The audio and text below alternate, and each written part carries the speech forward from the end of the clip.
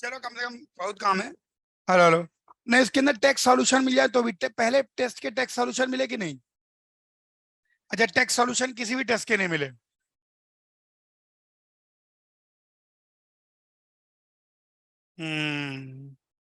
अच्छा, आंसर की तक की गाड़ी पहुंची हुई है। अच्छा, आज चर्चा के लिए क्या दिया था मैंने? आज मेरे ख्याल से चर्चा के लिए, हाँ, नंबर दे रहा हूं, चर्चा करना जरूरी है। सब बच्चे नंबर थ्योरी निकालिए। सब बच्चे नंबर थ्योरी निकालिए। सर हाँ, बोलो बोलो। सर हमें टेस्ट और ई बुक अभी तक नहीं मिली पीआरएमओ की। सर आपने कहा था कि मैसेज करना है, मैंने आपको मैसेज भी किया था।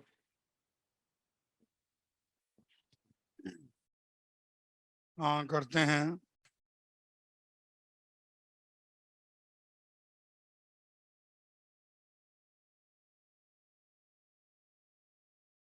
आज अपन पहले डिस्कशन निपटाएंगे। सब बच्चे नंबर थ्योरी की शीट पर आ जाएं।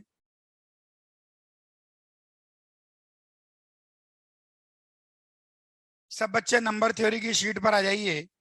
नंबर थ्योरी की शीट में एक्सरसाइज 1 पार्ट 1। बोलो हाँ। दिखाना बच्चा वो शीट। अरे तो डिस्कस कैसे करोगे? हाँ। नहीं नहीं, मेरे को देखना, मेरे को बस सोचिए। ठीक है। नंबर थ्योरी की शीट एक्सरसाइज 1 पार्ट 1 पर आ जाइए। सब बच्चे आइए इसका डिस्कशन कर लें, क्योंकि इसका डिस्कशन करना बहुत ज्यादा जरूरी है। नंबर थ्योरी की शीट एक्सरसाइज 1 पार्ट 1 पर आ जाओ। फर्स्ट, नहीं लड़ो मत बच्चों, अरे बाहर बाद में लड़ लेना। अरे छोटा मोटा युद्ध कर रहे हो। Second, third, four, five, fifth. Fifth question को देखें। फिफ्थ क्वेश्चन क्या कहता है, आइए उसको समझने की कोशिश करें। Look at the fifth question. ध्यान देखिए पांचवा क्वेश्चन पर। Fifth question, the sum of all 3 digit numbers. यही वाला क्वेश्चन ना? हाँ। The sum of all 3 digit numbers each of which is equal to 11 times the sum of the square of its digits. मान लीजिए एबीसी कोई 3 digit number है, तो एबीसी किसके बराबर है? अगर ये 3 डिजिट नंबर है, जहां ए बी और सी तीनों के तीनों क्या है, डिजिट्स, तो एबीसी की वैल्यू कितनी हो गई? 100A plus 10B plus C, and this is equal to 11 times A square plus B square plus C square. ऐसा। अच्छा, जहां ए बी क्या है, डिजिट, और बी भी क्या है, डिजिट, और सी भी क्या है, डिजिट। ए बी सी तीनों के तीनों डिजिट्स हैं। तो ऐसे सारे के सारे नंबर्स को अपन को सॉल्व आउट करना है। ठीक है।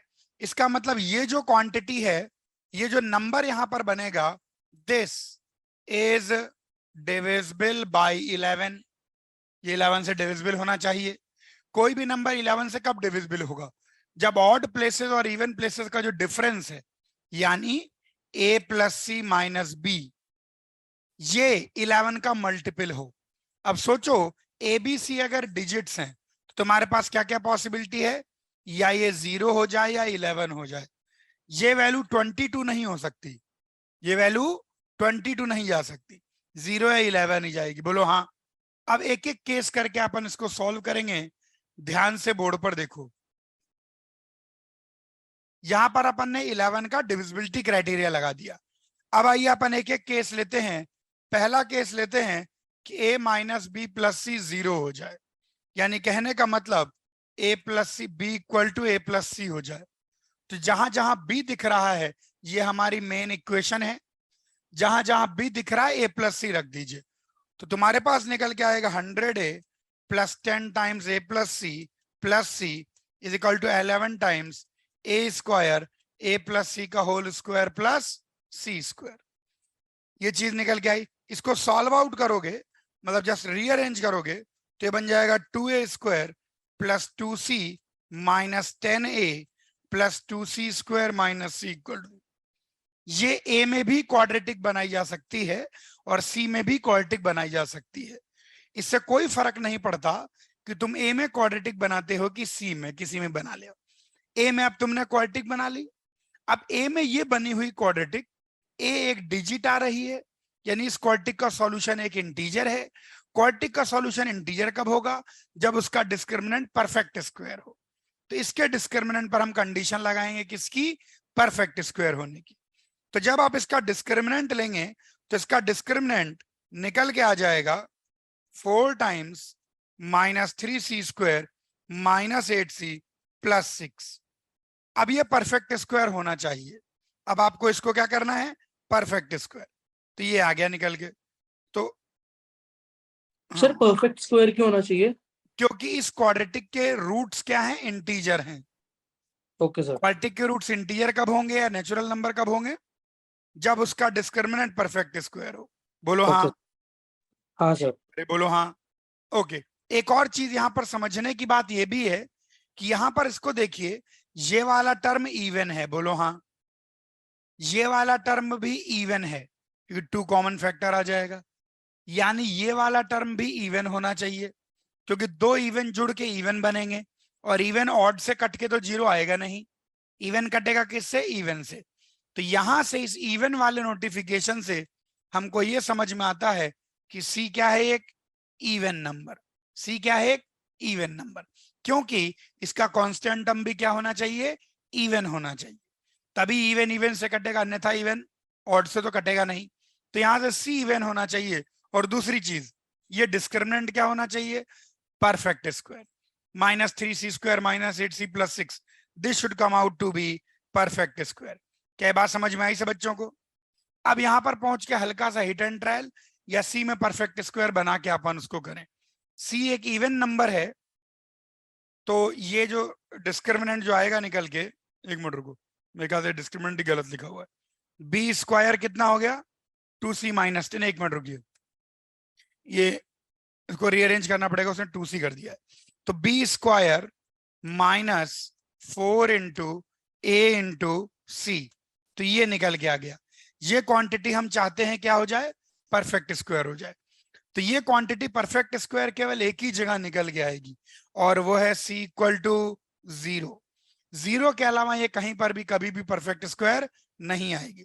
कैसे अपन इस बात को बोलेंगे कि और कहीं भी परफेक्ट स्क्वायर नहीं आएगी? ये कहना थोड़ी लंबी चौड़ी प्रक्रिया होगी, लेकिन कहते हैं यहां से 2 को कॉमन निकालो। जब आप यहां से 2 को कॉमन निकालोगे तो बाहर क्या आएगा? 4। यहां से भी 4 कॉमन निकालो तो एक पूरा 4 बाहर आ गया। यहां पर आपके पास बचा c - 5 का होल स्क्वायर -4c²। बोलो हाँ। नहीं, ये 2 और +2c, ये चीज निकल के आ गई। बोलो हाँ। अब ये चीज आ जाएगी 4 टाइम्स, ये कितना आएगा? c² - 4c² -3c²। और यहां पर कितना आएगा? -10c + 2c, तो -8c + 25। अब तुम क्या करोगे? इस चीज को परफेक्ट स्क्वायर मान लो।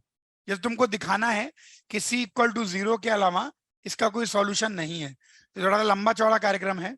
इसको m² मान लो। क्या मान लो? m²। और c में जबरदस्ती परफेक्ट स्क्वायर बनाओ। c में क्या बनाओ?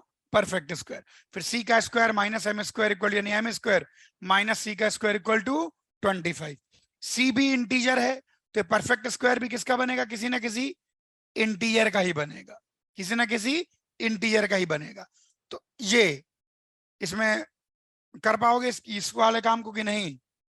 सर करके इसमें दिखा सी रहे। में पहले परफेक्ट स्क्वायर बनाना पड़ेगा तुमको, और उसको तुम एज्यूम करोगे let it be equal to m²। तो उससे एक ही वैल्यू आएगी c की 0। वो क्यों आती है? क्योंकि यहां जब परफेक्ट स्क्वायर बनाते हो तो √3c का होल स्क्वायर बन जाएगा। तो √3 × c, किसी भी c की वैल्यू पर कभी पर इंटीजर नहीं आएगा, केवल c = 0 पर इंटीजर आएगा।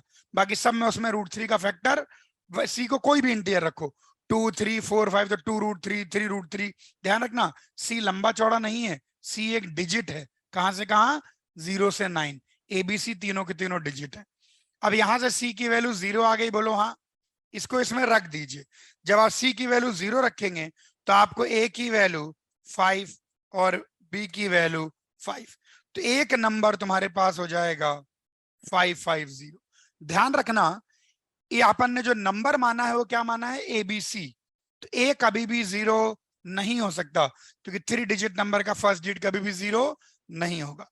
ये बना पहला केस, केस 1। क्या ये बात समझ में आई सब बच्चों को? बोलो हाँ, फोड़ू। अब इसके अंदर एक और केस बनेगा, सॉल्विंग वैसे ही करनी है जैसा कि इसमें की गई है। अब हम केस 2 बना लेते हैं, और केस 2 में यही बनाते हैं, a plus B, a minus B, a minus B plus C, इसको 11 ले लीजिए। यानी अब की बार b के किसके बराबर, a प्लस सी माइनस 11। अब इसको फिर से मेन इक्वेशन में रख दीजिए। किसमें रख देंगे इसको, मेन इक्वेशन। मेन इक्वेशन कौन सी, ये वाली 100 है जिसको सेटिस्फाई। तो आपका बी वेरिएबल गायब हो जाएगा, फिर से क्या वेरिएबल बचेगा, केवल ए एंड सी। जब आप इसको रखेंगे तो आपकी खुशी का ठिकाना नहीं रहेगा। हो सकता है खुशी के मारे आप थोड़ी देर सोने चले जाएं कि बहुत कर लिया। तो 2c² minus 23c plus 131 equal to 0। वापिस से क्वाड्रेटिक बन जाएगी। फिर से आप बोलेंगे कि इस क्वाड्रेटिक का सॉल्यूशन इंटीजर होना चाहिए, और अगर इस क्वाड्रेटिक का सॉल्यूशन इंटीजर होना चाहिए तो डिस्क्रिमिनेंट परफेक्ट स्क्वायर होना चाहिए। अब की बार जब आप डिस्क्रिमिनेंट निकालेंगे तो वो ये निकल के आता है, प्लस वो गलत लिखा हुआ है -6। तो ये परफेक्ट स्क्वायर होगा केवल c इक्वल टू 3 पर। ध्यान रखना, c की बहुत सारी वैल्यूज नहीं है, c की छोटी छोटी वैल्यू है। c एक डिजिट है, तो कहां से कहां वेरी करेगी, 0 से 9, 0 से 9। क्लियर हुआ? c अगर 3 कर दोगे तो c3 के कॉरेस्पॉन्डिंग दो वैल्यू आती हैं, एक a8 आएगा और एक a5 आएगा। क्या बात समझ में आई? और यहां से तुम्हारे पास फिर वो b, लेकिन जब a को 5 लेते हो तो यहां से b की वैल्यू -3 आएगी, जो कि रिजेक्ट हो जाएगी, क्योंकि ए बी सी डिजिट है तो कोई भी हाँ नेगेटिव नहीं हो सकती। a8 पर b तुम्हारा 0 निकल के आ जाएगा। तो तुम्हारे पास एक और नंबर मिला 803। तो कुल मिला के तुम्हारे पास दो ही संख्याएं हैं, कौन सी, 803 एंड 550। क्या पूरी बात समझ में आई से बच्चों को? छाप लीजिए बच्चों। सर वो m मतलब स्क्वायर वाला करके दिखा दो एक बार। क्या चीज? सर वो m स्क्वायर वाला भी करके दिखा दो एम एक बार। स्क्वायर वाला कंसेप्ट बता देता हूं। देखो जैसे इसको अंदर अपन करना चाहते हैं, तो तुम एज्यूम करोगे 4 इंटू -3² प्लस 14c -6। इसको तुम एज्यूम करो 2m का होल स्क्वायर। 2m का, क्योंकि ऑब्वियस सी बात है 4 से मल्टीप्लाइड है तो किसी इवन नंबर का स्क्वायर बनेगा। तो यहां से आएगा -3c² प्लस 14c -6। ये कोई m स्क्वायर निकल के आ गया। अब इसको परफेक्ट स्क्वायर बनाओ जबरदस्ती, प्यार से तो बनेगा नहीं। यदि माइनस साइन कॉमन ले लो तो 3c² माइनस 14c -6 को अलग रहने दो m²। अब इनको बनाओ तो ये बनेगा √3c का होल स्क्वायर और plus minus 2 into √3c into 7/√3, तो प्लस 49/3 माइनस 49/3 -6 m² के बराबर करोगे। अब तुम इसको रीअरेंज करोगे।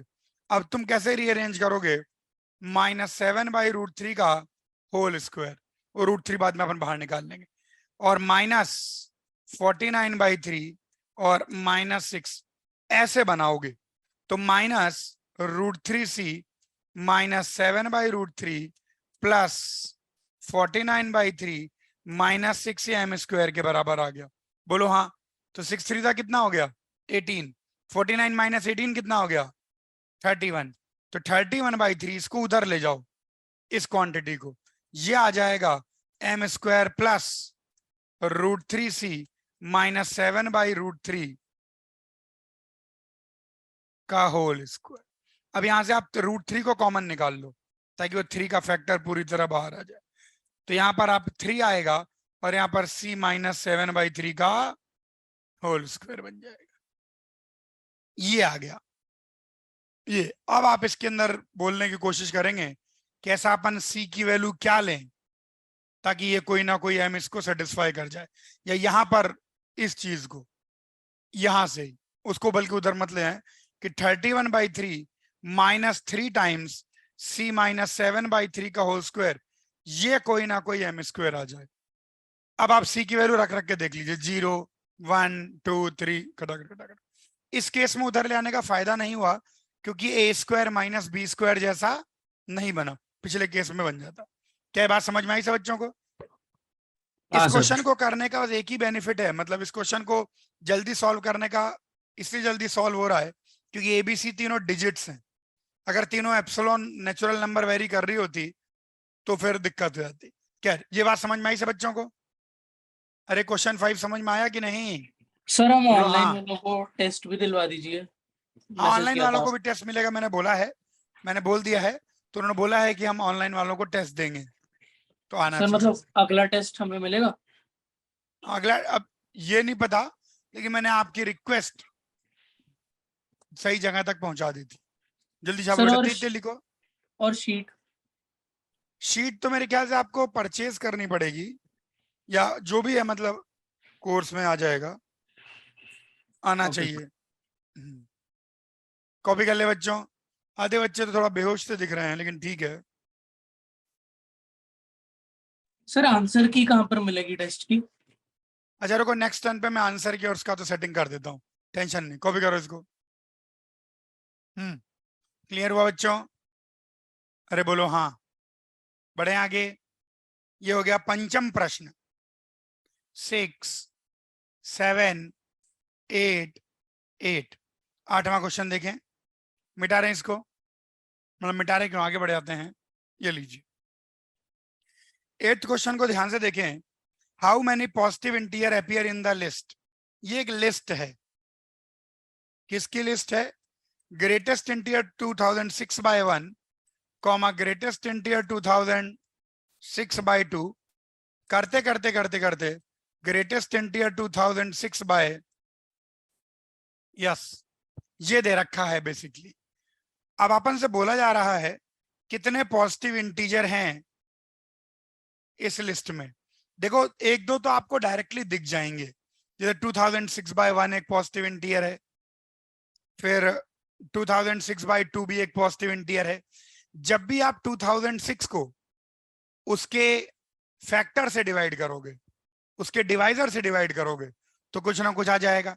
लेकिन जैसे 2006/3 है, इसके बाद का नंबर, ध्यान से सुनना है वरना आप इसको कर नहीं पाएंगे। ध्यान सुनो, पूछा है तो बिल्कुल ध्यान सुनो।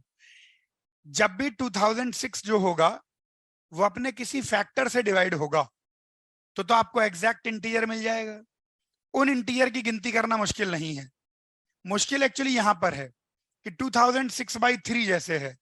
अब 2006 3 से डिविजिबल तो है नहीं, तो 2006 को 3 से डिवाइड करेंगे तो कुछ इंटीजर पॉइंट समथिंग आएगा, लेकिन वो भी कुछ ना कुछ इंटीजर तो देगा ही देगा। वही है। अच्छा इसके अंदर देखो, जैसे 2006/3 है, जैसे अब लास्ट के नंबर्स लो, जैसे लास्ट के नंबर, थोड़ा समझो सवाल को। 2006/2004 है जैसे, और 2006/2005 है जैसे, तो ये दोनों सेम ही इंटीजर दे रहे होंगे एक्चुअली, क्योंकि 2006/2005 कितना होगा, 1 पॉइंट समथिंग। 2006/2004 भी कितना होगा, वो भी 1 पॉइंट समथिंग ही होगा, और इसकी वैल्यू भी कितनी होगी, 1। देखा जाए तो ये तीनों के तीनों क्या देंगे, सेम ही इंटीजर दे रहे हैं, एंड दैट इंटीजर इज 1। ऐसा नहीं है कि हर एक कोई अलग अलग इंटीजर दे रहा है, तो बहुत बहुत सारे इंटीजर क्या करेंगे, रिपीट करेंगे। बहुत बहुत सारे इंटीजर क्या करेंगे, रिपीट करेंगे। लेकिन आप ऐसे मैनुअली काउंटिंग नहीं कर सकते एक्चुअली, ठीक है ना। लेकिन आप थोड़ा सा अपनी जो ओवरऑल लॉजिक है उसको इजी बना सकते हैं। कैसे इजी बनाते हैं मैं बताता हूं, बोर्ड पर देखें। उससे हमें क्या करना पड़ेगा, कम लॉजिक, मतलब हम लॉजिक और कैलकुलेशन का एक कॉम्बिनेशन यूज करेंगे, जिससे कि हमको जल्दी से आंसर आए। सब बच्चे बोर्ड पर देखो, 2006/2006, यहां से करते करते 2006 का आधा कितना होता है, 1003।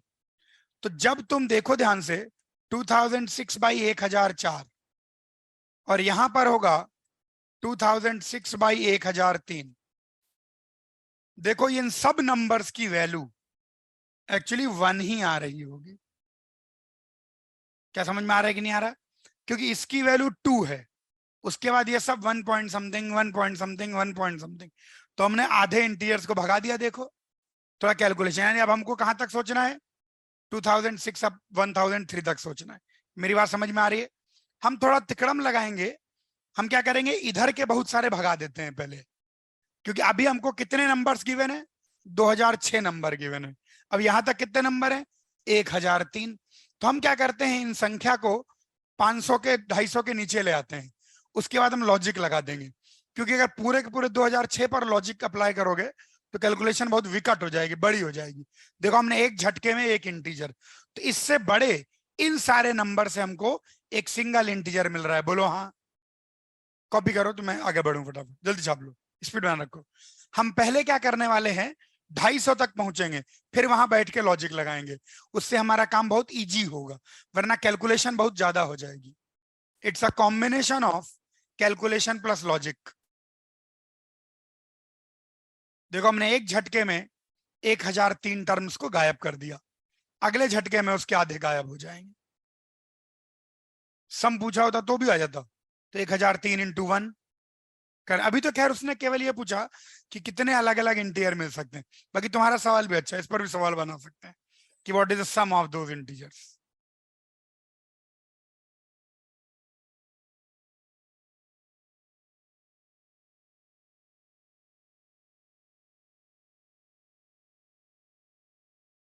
क्लियर हुआ बच्चों? बोल दीजिए हाँ। बोल नहीं रहे हैं आज? हम्म।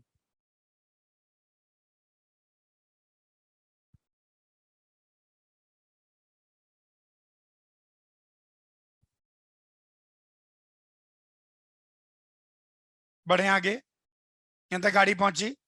अब बस सोचो, एक इंटीजर हमने 1 प्राप्त कर लिया है। क्या प्राप्त कर लिया? 1। अब 2006 को मनी मन, अब ये यहां पर 2 आ रहा है, जब यहां पर बनेंगे तो 2006 बाई 1002, इसकी वैल्यू भी 2 पॉइंट समथिंग आएगी। मनी मन 2006 को 3 से डिवाइड कर दें। कैसे डिवाइड करें? 3 से। तो डिविजिबल तो है नहीं, पर कितनी वैल्यू आएगी, हल्का सा बताना। 2006 को सर 668.67 668.67, 67। हाँ कुछ आ रही है। तो जब यहां से बढ़ते बढ़ते आप 2006 बाई 669 करोगे, देखो एक झटके में 250 पर पहुंच जाओगे। इसकी वैल्यू कितनी आ रही है, कैलकुलेट करो कैलकुलेटर से। नहीं, 2 पॉइंट समथिंग आनी चाहिए। कितनी आ रही है? हाँ अरे, या तो मैनुअली करो या कैलकुलेट करो। भाई अब इसकी वैल्यू 2 आ रही है। हाँ 2.999 पक्का ना? और अगर 2006 बाई 668 करो तो कितनी वैल्यू आ रही है? सर 3 पॉइंट समथिंग आ रहा। यस। तो इन सब की वैल्यू कितनी हो जाएगी? 2। देखो एक झटके में कहां तक पहुंच गए। अब हमारे पास केवल 6, अभी 2 और झटके देंगे फिर लॉजिक लगाएंगे। केवल हमारे पास कितने टर्म बच गए? 668 टर्म बच गए। समझ में आया? आप लोग समझ पा रहे हैं मैं क्या कर रहा हूं? ये क्या सीक्वेंस में 2006 टर्म थे, तो मैं, और रिपीटेशन होगा ही होगा क्योंकि ग्रेटेस्ट इंटीजर। तो मैं क्या कर रहा हूं, थोड़े 200-300 टर्म बचेंगे, फिर उसमें दिमाग लगाएंगे। यहां तक गाड़ी पहुंची। अब 2 के बाद 2006 को 4 से डिवाइड करिए। हाँ 501 ऐसा ही आएगा, 501.5 आएगा। तो यहां से अगर अपन करेंगे, अब देखो इसकी वैल्यू कितनी है, 3। तो 2006 को 4 से डिवाइड किया, 501, 502 से डिवाइड करोगे तो कितना आएगा? हाँ 3.996। और जब 2006 को 501 से डिवाइड करोगे तो यस, तो इन सब की वैल्यू कितनी आ गई? 3। बोल दीजिए हाँ। अब हमारे पास केवल 500 टर्म बचे हैं। अब 500 के नीचे ले आते हैं, लॉजिक लगा लेते हैं। ये समझ में आया बच्चों को? लास्ट के टर्म हमने बहुत दिमाग लगा के हटा दिए हैं। वहां तक हमको 3 ही इंटीजर मिले हैं। कितने मिले हैं? 3। अब बस एक और झटका देते हैं, फिर हम लोग लॉजिक पर आ जाएंगे। 5 से 2006 को 5 से डिवाइड करो, हाँ 401। अब 100 करके टर्म कम होंगे। 401.2, तो 2006 बटा 402, और यहां पर आ जाएगा 2006 बटा 401। 2006/400 तो कितना आ रहा है 4.99 और 2006/401 5 पॉइंट से। हाँ, तो इनकी वैल्यू कितनी आ गई 4। अब हम क्या करते हैं, हमने 401 ठीक टर्म है। अब क्या होगा, अब टर्म बहुत धीरे धीरे कम होंगे। देखो यहां पर अब 100 टर्म की कमी आई है, इसके पहले 150 टर्म की कमी आई थी, उसके पहले 500, 1000 ऐसे। हाँ देखो सर का बस। अब हम कितने इंटीजर डिस्कवर कर चुके हैं, 4। 1 2 3 4 हमारे पास ऑलरेडी आ चुके हैं। अब हम केवल इनको देखेंगे। किनको देखेंगे कि 2006/1 से लेकर इनमें कितने इंटीजर हैं 401 तक। इनमें जितने इंटीजर होंगे उसमें +4 कर देंगे और हमारा आंसर आ जाएगा। क्या बात समझ में आई से बच्चों को? ये 401 टर्म अब इनमें अगर आप बार बार कम करते हो तब इनमें बहुत धीरे धीरे कम होगा एक्चुअली, और इसका आंसर 88 आता है, यानी बाद में जाके बहुत ही धीरे कम होता है, ये मतलब बहुत धीरे धीरे कम होता है। क्या ये बात समझ में आई से बच्चों को? अरे इसमें कोई दिक्कत? ओके, अब सब बच्चे लॉजिक को ध्यान से सुनेंगे, बिल्कुल लॉजिक को ध्यान सुनेंगे। तो अब हमको ज्यादा दूर तक नहीं जाना, अब हम जो लॉजिक लगाएंगे वो केवल 401 तक का लगाएंगे। तो छोटा सा लॉजिक है, जल्दी जल्दी जल्दी जल्दी काम कर जाएगा। थोड़ी देर के लिए आप एक फंक्शन एज्यूम करिए 2006/n। Let us assume a function कि 2006/n। क्या बात समझ में आई सब बच्चों को? अब इसके अंदर हम बेसिकली क्या ढूंढेंगे मैं बताता हूं। हम ढूंढना ये शुरू करेंगे कि fn माइनस f(n+1) ये कब 1 से छोटा हो जाता है। ध्यान से देखेंगे, हम n की ऐसी वैल्यू निकालेंगे ताकि दो कॉन्जिक्यूटिव टर्म का डिफरेंस 1 से छोटा हो जाए। अच्छा, ऐसा क्या होगा कि अगर दो कॉन्जिक्यूटिव टर्म का डिफरेंस अगर 1 से छोटा होगा तो क्या होगा, यानी ये टर्म और अगले टर्म का अंतर 1 से छोटा है, तो इसकी जो ग्रेटेस्ट इंटीजर की वैल्यू आ रही है वही इसकी भी ग्रेटेस्ट इंटीजर की वैल्यू आएगी, क्योंकि ग्रेटेस्ट इंटीजर चेंज होने के लिए कम से कम उसको 1 या 1 से ज्यादा बढ़ना चाहिए, लेकिन यहां पर बढ़ेगा कितना 1। क्या ये बात समझ में आई से बच्चों को? 1 मिनट इसको कॉपी करके स्टार करके लिखो, ये लॉजिक लिख लो।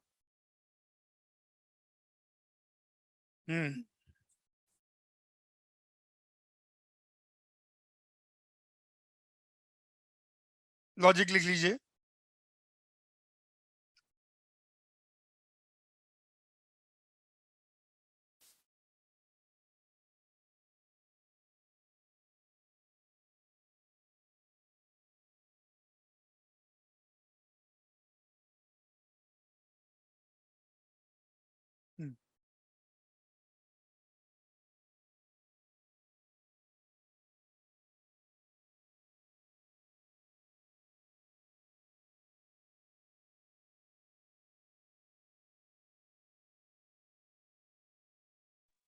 सर अगर कोई नंबर है जैसे 1.9 और अगला नंबर 2.1, अरे दोनों के बीच वैसा अभी रुक जाओ, तुम 2 मिनट रुके रहो, मैं बताता हूँ। 2 मिनट रुको। हमने फंक्शन 2006/n माना है एक्चुअली, 2006/n ऐसा लिया। हाँ, इसके नीचे लिखो, इसके नीचे लिखो till the difference is lesser than 1, till the difference is lesser than 1, till the difference is lesser than 1, the integral value till the difference is lesser than 1, till the difference is lesser than 1, the integral value will not change. Till the difference is lesser than 1, the integral value will not change. जब तक ये value less than 1 रहेगी तब तक integral value change नहीं करेगी। अब सुनिए, कोई घबराने बढ़ाने की जरूरत नहीं है। इधर 2 मिनट बोर्ड पर देखिए, ये थोड़ा सा अच्छा सवाल है, इट्स अ गुड क्वेश्चन। अब fn कितना है 2006/n माइनस 2006/n+1, ये लेस देन 1 हो गया। n और n+1 दोनों ही इंटीजर हैं, 1 2 3, तो आराम से क्रॉस मल्टीप्लाई करेंगे, कोई टेंशन नहीं। तो 2006 तो कॉमन ले लीजिए, या n+1 माइनस n, 1 आ गया, 1/n into n+1 less than 1। बोलो हाँ, क्रॉस मल्टीप्लाई कर दीजिए, तो N square plus N minus 2006 ये ग्रेटर देन 0 निकल के आ गया। बोल दीजिए हाँ। इसके गंदे गंदे रूट्स आते हैं एक्चुअली। इसके रूट्स क्या क्या निकल के आते हैं, इसका डिस्क्रिमिनेंट क्या निकल के आता है। अगर ये ग्रेटर देन 0 है तो नंबर लाइन पे अगर अपन प्लॉट करें तो इसका एक रूट कितना आएगा, minus B plus minus root of B square 1 minus 4ac, तो 2006, तो ये आएगा, जरा कैलकुलेट करना कितना आता है, बी स्क्वायर माइनस 4ac, तो 8024। और डिस्क्रिमिनेंट की वैल्यू कितनी आ रही है, 8025, हाँ 25 आएगी। उसमें 25 बाहर निकाल लो, 25 से डिविजिबल है तो 5 बाहर आ जाएगा। 5 रूट कितना बचता है, 321 बचता है। हाँ, एक ये आता है और एक यहां पर आएगा प्लस 5 रूट 321/2, ये हमारे पास निकल के आ गया। ये प्लस इन्फिनिटी है इधर, ये माइनस इन्फिनिटी है इधर। ये रूट 321 की कैलकुलेटर से वैल्यू निकालो, तो ये अप्रोक्सीमेटली आपको देखना पड़ेगा कि अप्रोक्सीमेटली आ कितना रहा है। ये तो कह रहे एक नेगेटिव संख्या आएगी, और ये भी सर देखना पड़ेगा। अलाउड होता हाँ, पीआरएम? जरा कैलकुलेटर से बताओ ये कितना आ रहा है अप्रोक्सीमेटली, ये कितना आ रहा है, 18 पॉइंट समथिंग है ना, मतलब एग्जैक्ट थोड़ी आ रहेगा, 18 पॉइंट समथिंग। हाँ, और ये कितना आता है, कैलकुलेटर से निकालो, ऐसे चक्कर मत पड़ो, अभी तो जल्दी कर लो, एग्जाम में फिर धीरे धीरे करना। हाँ बताओ बच्चों बताओ, हाँ बिल्कुल सही।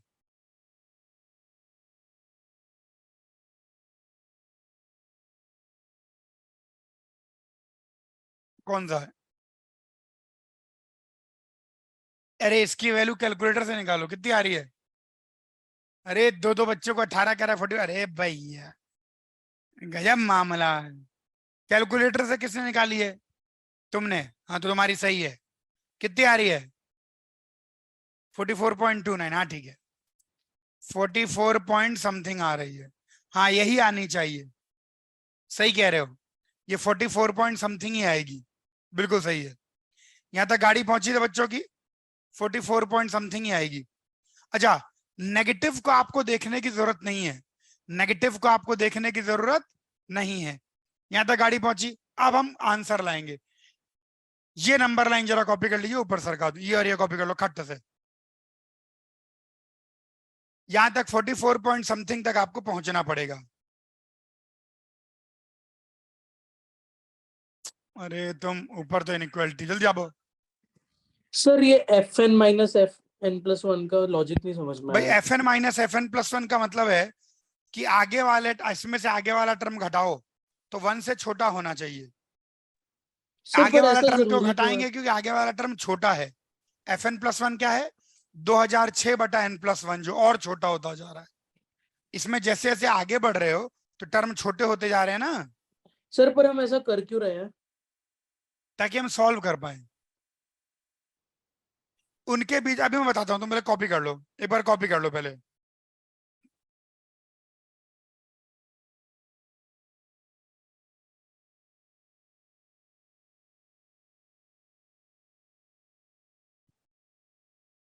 क्लियर हुआ सब बच्चों को, क्लियर हुआ, यहां तक गाड़ी पहुंची। अब सुनना है ध्यान से। अब ये 44 पॉइंट समथिंग आया है, तो अपन 42 43 उसके आसपास में आराम से चेक करेंगे, और चेक करके कमेंट करेंगे। बिल्कुल ध्यान से देखेंगे कैसे अपन इसके आसपास में चेक करके कमेंट करते हैं। ये चीज आई है 44 पॉइंट समथिंग, यानी इससे अगर बड़े की बात करें तो अप्रोक्सीमेटली यहां पर जो होगा वो F N minus F N plus one, वो 1 से बड़ा हो जाएगा, यानी यहां पर जंप 1 से बड़ा होगा। जबकि इस इंटरवल की बात करेंगे तो F N minus F N plus one 1 से छोटा हो जाएगा। इक्वल टू 1 का पंगा आएगा ही नहीं, क्योंकि एक नॉन इंटीग्रल वैल्यू पर आ रहा है, तो 1 से छोटा और 1 से बड़ा। इसका मतलब क्या है, F N minus F N plus one, जब तक आप एन की वैल्यू 1 2 3 4 ऐसे रखते जाएंगे, जैसे शुरुआत के टर्म को देखो, 2006/1, फिर 2006/2, फिर 2006/3। देखिए ये इंटीजर्स बहुत तेजी चेंज हो रहे हैं। दिस चेंज हो गया, फिर दिस चेंज हो गया, फिर दिस चेंज हो गया, और कोई भी दो इंटीजर बराबर नहीं है। ये जो ना बराबरी वाली गाड़ी है ये कहां तक जाती रहेगी? ये 2044 तक जाएगी। यानी 1 से लेकर 44 मतलब 43 42 चेक करना पड़ेगा। सब के सब यूनिक आएंगे, कोई भी दो बराबर नहीं आएंगे, सारे के सारे यूनिक आते जाएंगे। अच्छा 2006 बाई अपन चेक कर लेते हैं, 41 से चेक कर लेते हैं। 2006/41 कितना आएगा? तुम खड़ा कैलकुलेटर ऑन रखो। हाँ यस। और 2006/42 कितना आ रहा है? ये कितना आया था? ये भी चेंज हो गया ना 42। हाँ बिल्कुल। अब देखो 2006/43 कितना आएगा? चेंज हो गया। और पहली बार रिपीट करेगा 44 कितना आ रहा है? 42.5। और यहीं पर 2006/43 अभी चेंज हो गया। हाँ 43 45 है, मैं गलत बोल रहा हूँ। 45 आगे बढ़ो ना। 45 ये कितना आ रहा है? इसकी वैल्यू भी कितनी आई थी? 44 आ गया। यस। अब देखिए 2006/46, हाँ 43.6। तो 44 से 43 तक गाड़ी पहुंची। और दो कौन सा? 42। तो अपन देखना पड़ेगा पहली बार कहां पर रिपीट करता है, वो 44 के आसपास रिपीट करेगा। अच्छा 2006/47 आ गए ना, तो 47 यहां पर आ गए। और 48 पे क्या आ रहा है? हाँ उसके पास पहुंच रहा है 48, 41.7। और 2006 48। यार इसमें तुम कैलकुलेट सही कर रहे हो कि नहीं कर रहे हो? हाँ नहीं सही कर रहे हो। और 2006/49 40.9 अब कन्वर्ज कर रहा है। कौन सा रिपीट किया? 49 और ये रिपीट कर गए। यस। इसकी वैल्यू कितनी आई? 40 12। और इसकी वैल्यू कोई फर्क नहीं पड़ रहा उससे इसकी। हाँ अब सुनो ध्यान से। हाँ 41। अब सब बच्चे ध्यान से सुनेंगे। हाँ 09 आ रही कि 09? उससे बड़ा आ रहा है, ठीक है। अब सुनो ध्यान से, आंसर आ गया। सब बच्चे बोर्ड पर देखो। यहां पर एक्चुअली जो अपन ने इनइक्वालिटी सॉल्व की है ना, वो इनइक्वालिटी का आंसर जैसे 44 आया, लेकिन हमको 44 के आसपास क्यों चेक करना पड़ा? क्योंकि जो हम वैल्यू निकाल रहे हैं वो एफएन की नहीं निकाल रहे हैं, बल्कि ग्रेटेस्ट इंटीजर एफएन की निकाल रहे हैं, इसलिए वो हल्का फुल्का डिविएट करेगी। अब सुनो ध्यान से, 48 तक सारे के सारे अलग आएंगे। तो 1 से लेकर 48 तक सब अलग आ गए। तो कितने अलग अलग इंटीजर मिले? 48 अलग अलग इंटीजर यहां से मिल गए। बोलो हाँ। और यहां पर इसकी वैल्यू 40 आई है, पहली बार 40 पर रिपीट कर रहा है, फिर 39 आएगा, फिर 37 आएगा। तो 2006 से यहां तक पहुंचने पर कितने अलग अलग इंटीजर आए? 40। अरे 1 से लेकर 40 तक, तो कुल कितने अलग अलग इंटीजर हो गए?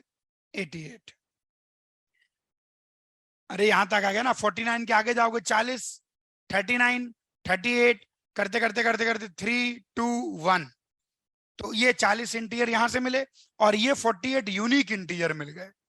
तो तुम्हारा आंसर आ गया 48 + 40। सुनो ध्यान से, ये समझ में आया था बच्चों को? इसके अंदर जो चीज अपन ने सॉल्व की है, एक मिनट रुक जाओ, जो चीज अपन ने सॉल्व की है उसका आंसर तो 44 पॉइंट समथिंग आया, लेकिन एग्जैक्टली आपको वहां नहीं मिलेगा उसके। हाँ उसके आसपास देखना पड़ेगा। क्यों? क्योंकि आपने सॉल्व किया है FN - FN+1, लेकिन आप रियल में चाह क्या रहे हैं? Greatest integer FN minus greatest integer FN+1। तो जैसे इसने 44 पॉइंट समथिंग आ गया, तो हमने 40s की लाइन में चेक कर लिया। लेकिन एग्जाम में काफी कैलकुलेशन इंटेंसिव हो जाएगा खटाखट, लेकिन मुश्किल नहीं है। उसके बाद 48 टर्म अलग अलग इंटीजर, बाकी 40 तक एक और आंसर। क्या पूरा सवाल आप लोगों को समझ में आया? यहां पर एक और बात देखो, जैसे कभी आ जाए तो शुरू के 48 इंटीजर्स सारे के सारे ही डिस्टिंक्ट आएंगे। रिपीट करना कहां से शुरू करेंगे, यहां से 40 दो बार आएगा, 39 3 बार आएगा, ऐसे हर चीज आती चली जाएगी। तो 2006 से लेकर यहां तक 40 प्लस 48 88 कॉपी कर लो। पीआरएमओ में कैलकुलेटर अलाउड नहीं है। जो बच्चे क्लास में कैलकुलेटर इसलिए करवाया, बैठ के करते रहते तो इसी में 9 बज जाते ना, फिर मैं खाना बनाने में लेट हो जाता, मैडम डांटती, तो इसलिए जो है मैंने बोला फटाफट कर ले उसे। सर हमने कॉपी ये कर लीजिए। सॉल्व क्यों की, मतलब इस इनइक्वालिटी से हमें पता क्या चला? हाँ, जब तक अपन को यही तो देखना है कि कब 1 से, देखो इधर देखो, इनके बीच का डिफरेंस 1 से छोटा आ रहा है एक्चुअली, मतलब 1 से बड़ा आ रहा है, यस सर। और यहां पर डिफरेंस 1 से छोटा आने लग गया ना, यस सर। तो वही तो देखना है कब वो 1 से छोटा है, सर मतलब जब 1 से छोटा है फिर कब रिपीट से करना रिपीट शुरू कर करना देगा। शुरू करता है, ओके सर। यही देखना है कब से रिपीट करना शुरू। क्लियर हुआ बच्चों, बोलो हाँ। Yes sir. छाप लीजिए। और यहां पर चूंकि आपने इनइक्वालिटी बिना ग्रेटेस्ट इंटीजर के सॉल्व की है, तो इसलिए 44 मतलब उसके आसपास पहुंच गए, चेक करना पड़ेगा, बिना चेक करे नहीं आएगा। कॉपी कर लीजिए।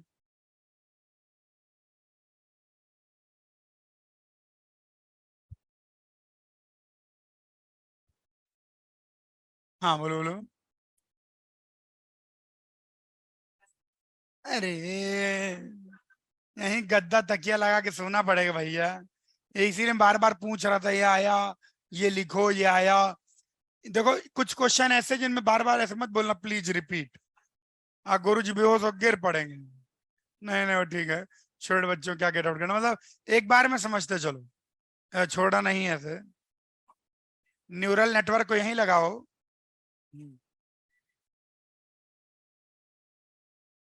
हम्म, क्लियर हुआ बच्चों, बोल दीजिए हाँ।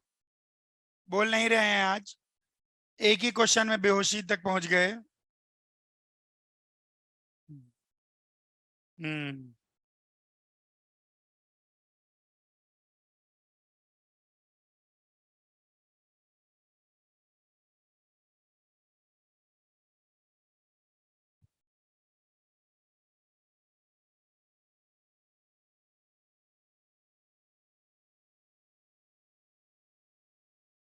क्लियर हुआ बच्चों? अरे समझ में आया कि नहीं? आसान है कि इजी?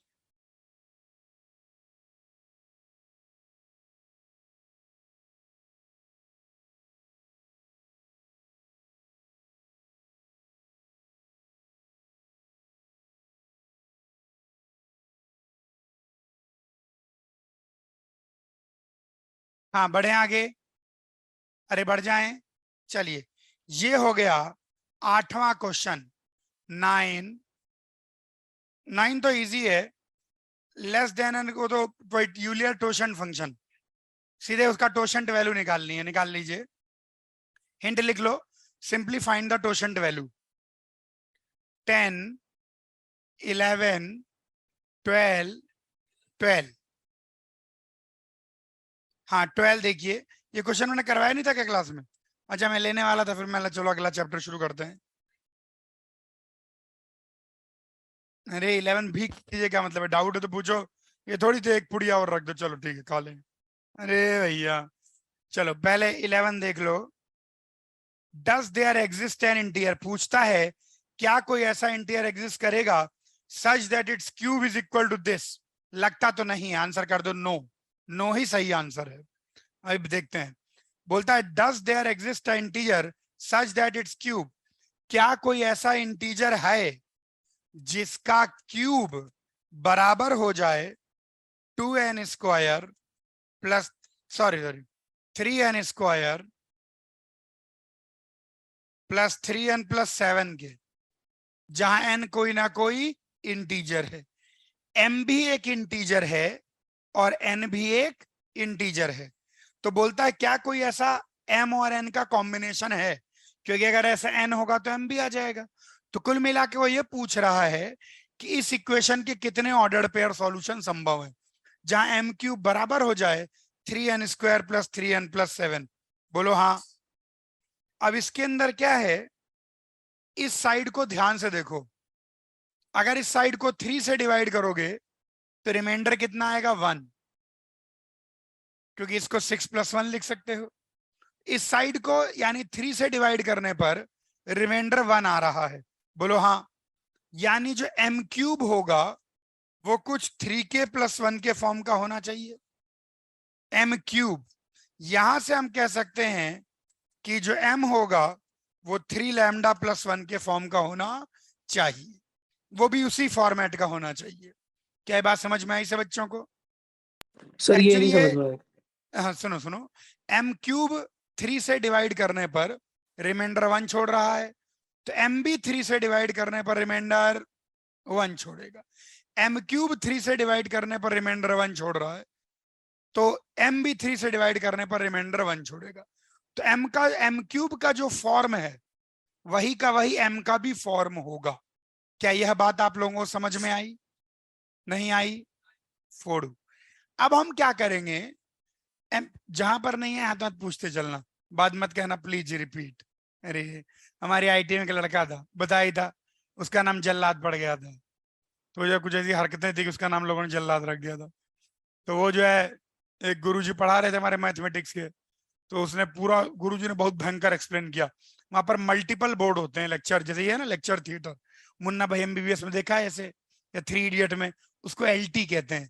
एलटी मतलब लेक्चर थिएटर। कुछ तो क्लासरूम्स होते हैं छोटे छोटे, 150-200 बच्चों के, और कुछ एलटीज होते हैं। तो एलटी में जो प्रोफेसर टाइप का होगा तो एलटी में लेक्चर देगा। हाँ, तो मल्टीपल बोर्ड होते हैं, 3-4 बोर्ड होते हैं, और स्लाइडिंग बोर्ड होते हैं। जैसे आपने लिख दिया तो उसको ऐसे स्लाइड कर दीजिए, ऊपर चला जाएगा, बच्चा कॉपी करता रहेगा, आप नीचे समझाते रहिए, बच्चा कॉपी भी करेगा समझेगा भी, अजीब स्थिति रहती है। तो वो जो है, टीचर ने चारों बोर्ड भर दिया, तब जल्लाद ने हाथ उठाया, केवल 2 शब्द बोले, प्लीज रिपीट। प्रोफेसर ने गेट की तरफ देख कर 2 शब्द बोले, गेट आउट। कहा ठीक है, फिर कुछ नहीं, बैठ गया जल्लाद अपनी जगह पे। प्रोफेसर कूल होते हैं, वो इतना वो नहीं करते। ओके, तो यहां तक गाड़ी पहुंची। अब हम क्या करेंगे, इसको यहां रख दीजिए। लैम्डा भी ध्यान रखना कोई ना कोई इंटीजर है, तो 3 लैम्डा + 1 का क्यूब, ये 3n स्क्वायर प्लस 3n + 7। हाँ बोल दीजिए, क्या बात समझ में आई से बच्चों को? इस साइड में ये चीज ऐसे बनेगी, बेसिकली ये चीज बनेगी, इसको सॉल्व आउट करना, तो 3 lambda square 3 lambda + 1 n square plus n + 2। 3-4 step की सॉल्विंग के बाद आप इस जगह पर पहुंच जाएंगे। बोलो हाँ। अब मैं बोलूंगा ये जो भी क्वांटिटी है इज डिविजिबल बाय 3। ये जो भी क्वांटिटी है 3 से डिविजिबल है। तो अब मैं बोलूंगा कि ये भी 3 से डिविजिबल होनी चाहिए। ये भी क्या होनी चाहिए? सो डिविजिबल बाय 3। अब सोचो, 3 से डिविजिबल है तो 3 की नजर से देखो, या तो n 3p होगा, या n 3p + 1 होगा, या n 3p + 2 होगा। 3 की नजर से देखो तो कोई भी संख्या क्या होगी, या तो 3 से डिविजिबल होगी, या 3p + 1 होगी, या 3p + 2 होगी। अगर आप n को 3p रखते हैं तो आप देखेंगे कि इसमें से 3 का कॉमन फैक्टर नहीं निकल पाता। n को 3p + 1 रखेंगे तो फिर आप देखेंगे कि यहां से 3 का कॉमन फैक्टर नहीं निकल पाता, और n को अगर 3p + 2 रखेंगे तो भी देखेंगे कि 3 का कॉमन फैक्टर नहीं निकल के आता। तो इतना सब देखने के बाद आप देख लेंगे कि नो सॉल्यूशन। ऐसे प्रूव करना है, ये मतलब थोड़ा डीप नंबर थ्योरी के क्वेश्चन है, तो इनको एग्जाम में अवॉइड कर देना चाहिए, फालतू अटेम्प्ट नहीं करना चाहिए। अनटिल अनलेस यस और नो ही का क्वेश्चन आता नहीं है ना, 0001। पढ़ाई पे ध्यान दो तुम। क्वेश्चन समझ में आ गया? कॉपी कर लीजिए। सर पीआरएमओ में कौन सा आंसर सबसे ज्यादा होता है? पीआरएमओ एक बेटा गेस। 00 से 99 तक के आंसर होंगे, 30 सर सवाल होंगे। सबसे पीआरएमओ का ज्यादा कौन सा पैटर्न हो मैंने सकता है? पहले दिन बताया था, पैटर्न देख के जाओ, ताकि यस नो ना लिख के आओ उधर। मतलब नो लिख दोगे तो सामने वाला सोचेगा पैटर्न तक नहीं देखा इसने। हम्म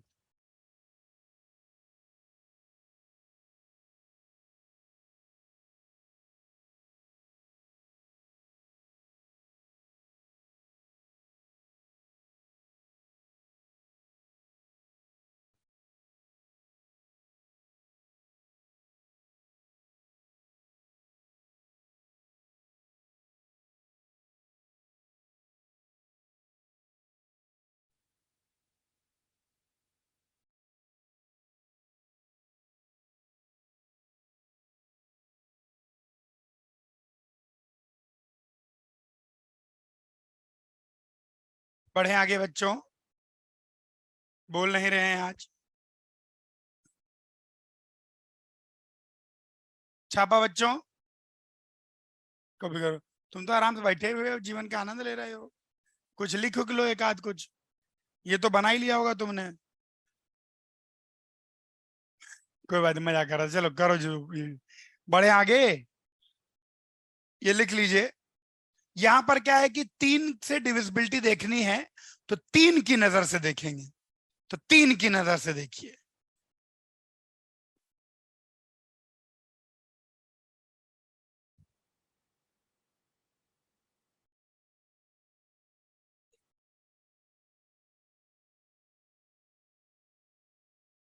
हो जाता। बढ़े आगे, चलिए। 12वां, let a be the sum of digits of this Dan Dan. इतना भयानक है कि देख के ही आदमी छोड़ दे। let a be the sum of digits of the number this। a जो है इसका क्या है, sum of digits। a क्या है इसका, sum of digits, बोलो हाँ। and b be the sum of digits of number a। a is, करवा दिया था, नहीं ये नहीं करवाया था, रिमाइंडर निकलवाया था, ये नहीं करवाया था। कोई बात नहीं, बस सम ऑफ डिजिट्स ऑफ दिस। सब बच्चे बोर्ड पर देखो, ये भयानक एक बड़ा नंबर आएगा, 444444 की पावर 4444। इसके सारे डिजिट्स का सम कितना है, ए। उसके बाद आगे इतने पर गाड़ी नहीं रुकती, बी जो है वो है sum of digits of A, और बी जो है वो sum of digits of A है, बोलो हाँ। और sum of digits of B निकालना है। वाह, find sum of digits of B. A इसके डिजिटों का सम है, ए के डिजिटों का सम बी है, और हमको बी के डिजिटों का सम निकालना है।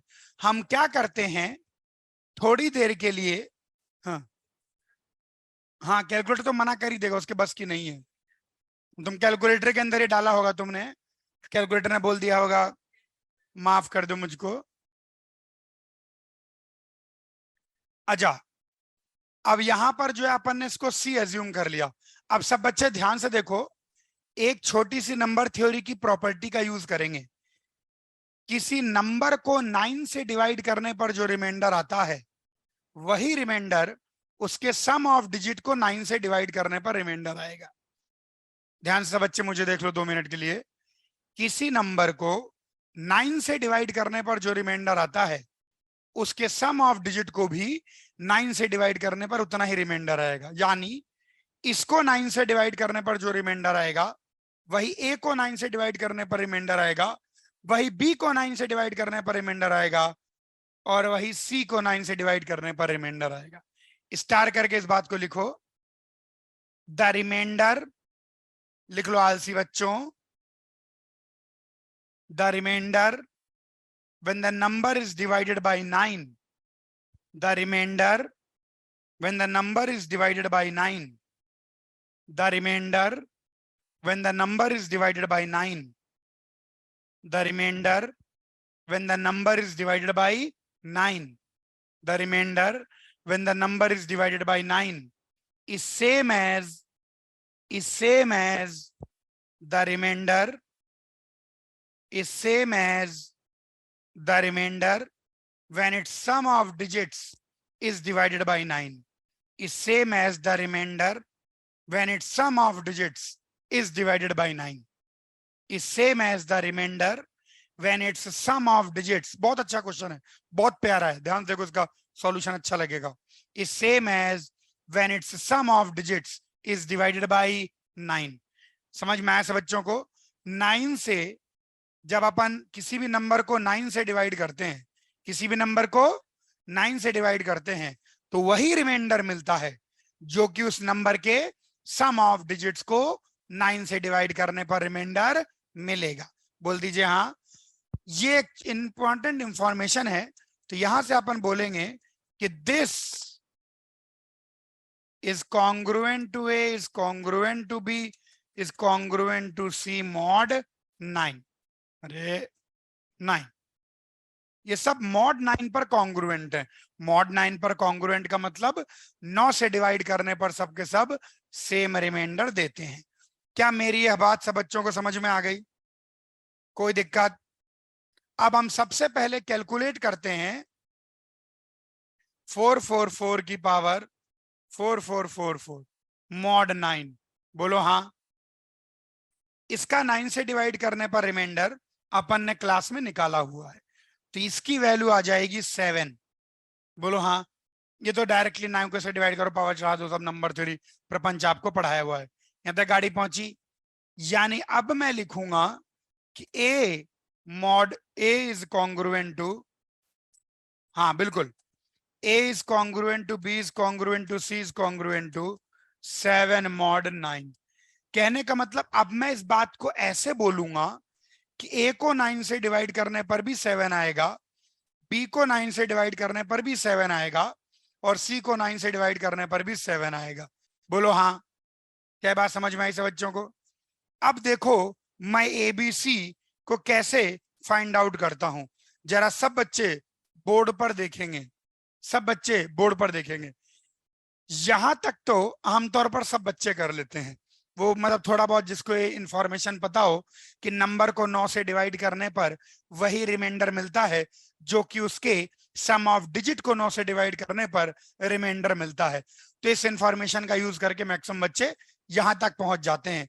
एक्चुअली इसके बाद का ही दिमाग लगाना है। अब सब बच्चे प्लीज ध्यान से देखना, something new we are going to do, a new thought. मैं कहना चाहूंगा दिस की पावर दिस, ये जो भी क्वांटिटी, ये क्या है 4444। बोलो हाँ।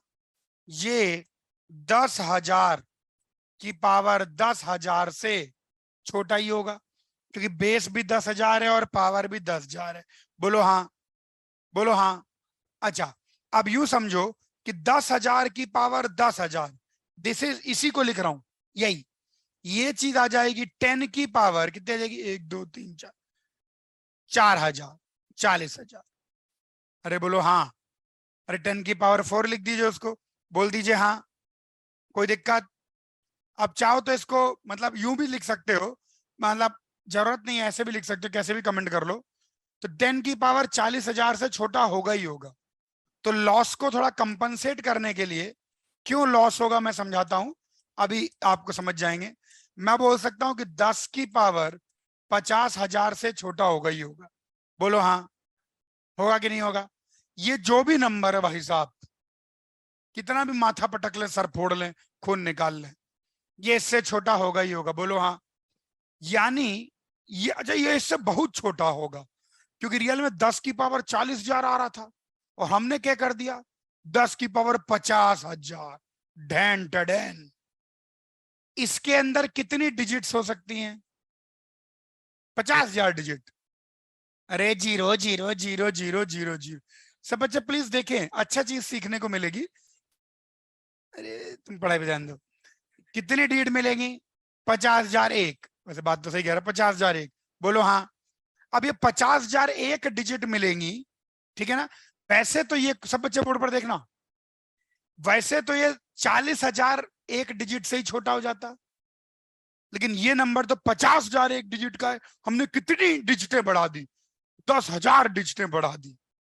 अरे किसी के आगे 2 डिजिट बढ़ा दो तो कितना बड़ा होता है? हमने तो कितनी डिजिट बढ़ा दी? 10,000 डिजिट बढ़ा दी। तो मैं कह सकता हूं कि अच्छा अच्छा अच्छा अच्छा, तो अब मैं सोच रहा हूं कि 50,000 डिजिटें हैं, तो ये नंबर 99999 50,000 टाइम्स इससे तो छोटा होगा ही होगा। होगा ही होगा, क्योंकि ना सारी डिजिट को मैंने क्या ले लिया, 9 ले लिया। इससे बड़ा तो नहीं हो सकता, किसी भी हालत में कुछ भी कर लो। बोलो हाँ। देखो प्लीज रिपीट मत बोलना, एक साथ ही समझते चलो। यहां तक गाड़ी पहुंची? नहीं पहुंची। ओ हो। अब देखो एक बात सुनो ध्यान से, ये 50,000 का सबसे बड़ा नंबर है 999999। इससे बड़ी डिजिटों का सम नहीं आ सकता। तो मैं लिख सकता हूं कि sum of digits of this is less than sum of digit of this 99999। how many times? 50,000। देखो सारी डिजिटें 9 कर दो तो उससे ज्यादा तो डिजिटों का सम आ ही नहीं सकता, क्योंकि डिजिटों की मैक्सिमम वैल्यू कितनी है? 9। ये तो वैसे ही 40,000 डिजिट से छोटा था, लेकिन हमने नंबर ऑफ डिजिट भी बढ़ा दी और डिजिट की मैक्सिमम वैल्यू भी ले ली, तो इससे तो छोटा ही होगा। बोलो हाँ।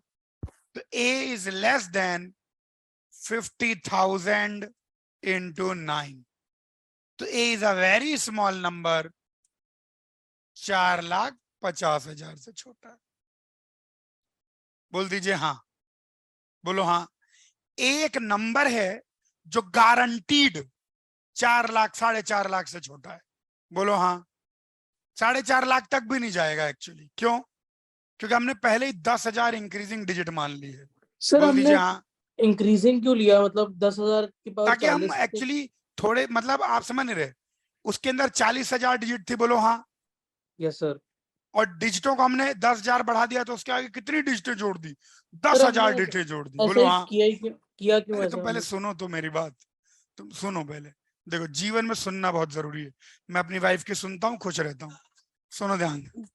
इसलिए जीवन में, और लड़कों को तो बेटा सुनने में एक्सपर्ट बनना चाहिए, भविष्य में काम आएगा। अच्छा सुनो। तो 40,000 डिजिटों का नंबर था। बोलो हाँ। हाँ सर। हाँ बोलना है सुनने के बाद हाँ सर। वरना दोबारा सुनना पड़ता है। सुनो। अब हमने आगे 10,000 डिजिटें बढ़ा दी। बोलो हाँ। हाँ सर। अरे कितनी भैया 10,000 डिजिट जोड़ी है तुमने, तो गारंटीड कोई मना नहीं कर सकता कि ये संख्या इससे छोटी होगी। बोलो हाँ। हाँ सर। हाँ सर। यहां तो हम एक डिजिट बढ़ाते तो भी ऑर्डर 10 पर पहुंच जाता, यहाँ तो 10,000 डिजिट बढ़ा के बैठे। और फिर मैंने सब डिजिटों की वैल्यू क्या ले ली? मैक्सिमम। कितनी ले ली? 9। नहीं। उससे बड़ा तो नंबर होगा ही नहीं। तो तय हो गया कि ए इससे छोटा ही होगा। बोलो हाँ। बोल दीजिए। हाँ सर। यानी ए अगर इससे छोटा है तो ए इससे छोटा ही है। ऑब्वियस ही बात है भाई, इससे तो बहुत छोटा है। फिर तुम sum of digit of A पर आ जाओ। तो sum of digit of A is less than, इसकी डिजिटों के सम से छोटा ही होगा, क्योंकि हमने नंबर को दुगना भी कर दिया और मैक्सिमम 9 भी ले लिया। 1 2 3 4 5 6, 9 6 54। तो b is a very small number which is guaranteed less than 54।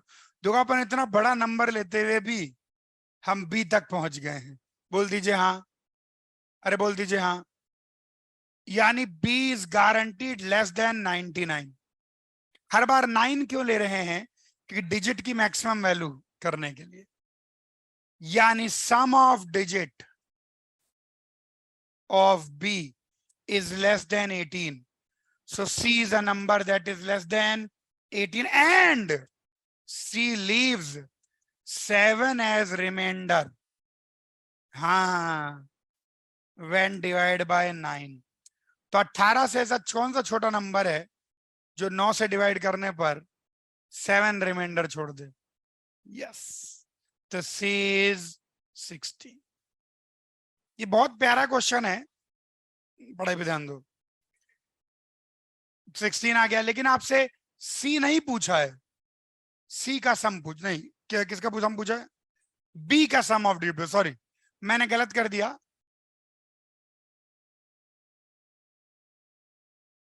हाँ सी है। एक मिनट रुको, आपने गड़बड़ थोड़ी कर दी। नहीं सही है। आंसर क्या रखा है इसका? 7 है ना। Then the sum of digits of B.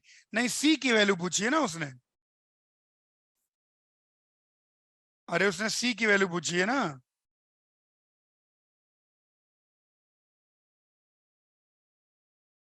Yes sir. एक मिनट रुको, एक मिनट रुको। ज्यादा ही गड़बड़, एक मिनट रुको, छोटी सी त्रुटि हो गई है, मतलब इसमें थोड़ा अपन ने उसको ज्यादा ही बड़ा कर दिया, तो लास्ट में अप्रोक्सीमेशन कन्वर्ज नहीं हो रहा। तो 45 ठीक है, ये बिल्कुल आ गया अपने पास। तो बी जो है, हाँ एक्चुअली इतना इसको नहीं बढ़ाना था, ज्यादा ही बढ़ा दिया। एक मिनट रुक जाएं, थोड़ा इसको ठीक कर लेते हैं, थोड़ा ठीक करने के बाद बन जाएगी, क्योंकि अपन ऑलरेडी उसको बहुत बढ़ा चुके हैं। तो ए जो है, ए का जो मैक्सिमम डिजिट्स का सम आ सकता है, थोड़ा ठीक कर लें, ए का जो मैक्सिमम डिजिट्स का सम आ सकता है वो आ सकता है जब आपके पास ये नंबर हो। बोलो हाँ। ए जो, अरे 4.5 लाख से छोटे जितने भी नंबर हैं उनमें मैक्सिमम डिजिट का सम किसका मिलेगा? इसी का मिलेगा, सारे 9 और एक 3। बोलो हाँ।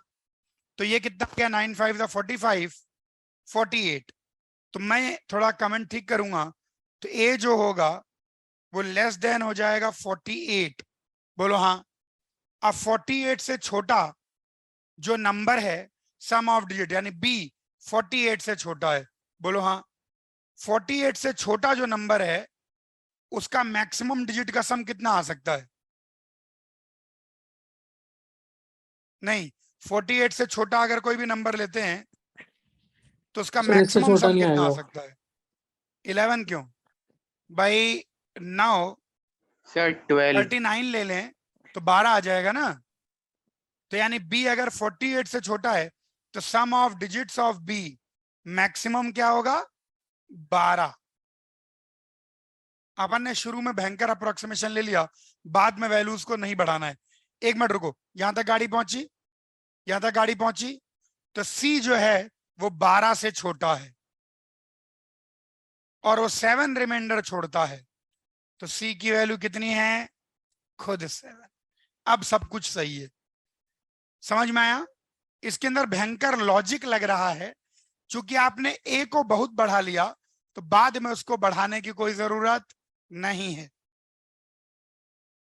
कॉपी कर लीजिए, जहां से कॉपी करिए पहले, और कहां से, क्या नीचे उल्टा सॉल्यूशन लिखोगे? चलो, ये रहा, ये कॉपी करिए, मैं धीरे धीरे ऊपर सरका दूंगा। बोलो, सी लेस देन, इक्वलिटी तो होल्ड ही नहीं करेगी, हम बहुत बड़ा नंबर लेके चल रहे हैं, हम ज्यादा ज्यादा 12 हो सकता है, सी 12 से बड़ा नहीं हो सकता। और सी 9 से डिवाइड करने पर 7 रिमाइंडर भी छोड़ना चाहिए, तो एक ही ऑप्शन है 7। सी 12 से छोटा भी है और 9 से डिवाइड करने पर 7 रिमाइंडर भी छोड़ देता है, छोड़ना ही पड़ेगा, छोड़ना ही पड़ेगा। पढ़ लो बच्चे, पढ़ लो, बस एक दूसरे के इल्जाम लगा के खुश होते रहते हो। कॉपी कर लो। एक घर से जो है हमेशा हंसने की आवाज आती थी, पति पत्नी दोनों हंसते रहते थे, तो पड़ोसी परेशान हो गया, बोला यार इनके घर से हमेशा हंसने की आवाज आती है। पड़ोसी पूछने गया हस्बैंड से, क्या ऐसी क्या बात है, आप लोग कैसे मिलजुल के रहते हो कि हमेशा हंसने की आवाज आती है? तो बोलते कुछ नहीं है, जब भी मैं कोई चीज फेंक के मारता हूँ तो पत्नी को नहीं लगती तो पत्नी हंसती है, जब पत्नी कोई चीज फेंक के मारती मुझे लग जाती है, मुझे नहीं लगती तो मैं हंसता हूँ। इस प्रकार से हमारे घर में हमेशा हंसी बनी रहती है।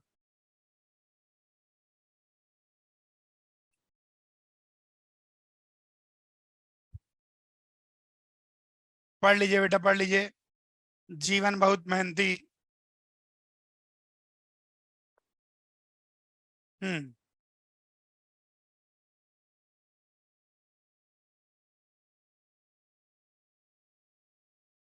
ध्यान से समझ के कॉपी कीजिए, it is a very good question. 75। हम्म।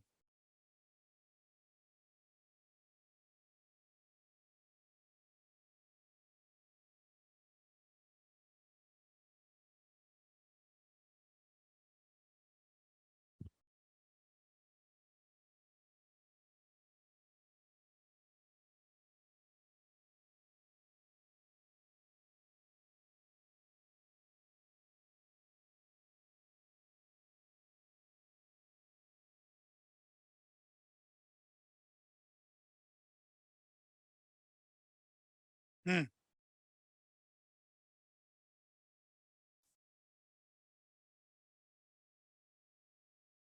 ऐसे ही अपन ने मतलब ये सोचने की कोशिश की कि ये कितने डिजिट का नंबर हो सकता है। रियल में मैक्सिमम 40,000 डिजिट का नंबर होगा। हाँ, अरे उससे बड़ा थोड़ी होगा, उससे छोटा ही होगा। तो अगर 40,000 बार 9 लिख दो, 40,000 बार 9 लिख दो, तो उससे तो इसका सम ऑफ डिजिट छोटा ही रहेगा, क्योंकि तो भी आंसर आता। करके देखो, हाँ, इसमें कुछ भी करो आंसर आ जाता है, तो भी आंसर आएगा। हाँ हाँ, अब करके देखो। ये बहुत अच्छा क्वेश्चन। इसमें क्या है कि सम ऑफ डिजिट बहुत तेज रिड्यूस होता है।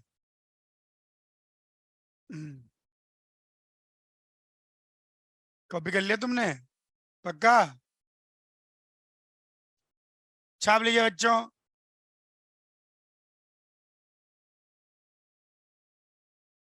कल कल थोड़ी अपनी क्लास, परसों। कल अपनी वो नॉर्मल वाली क्लास है। एक बार देख के बता, है ना?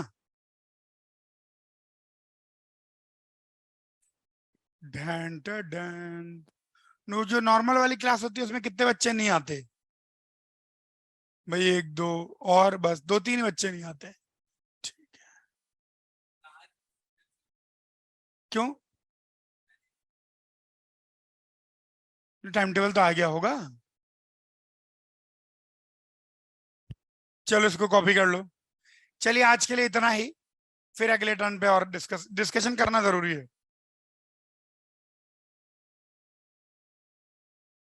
चलिए बच्चों। Thank you sir.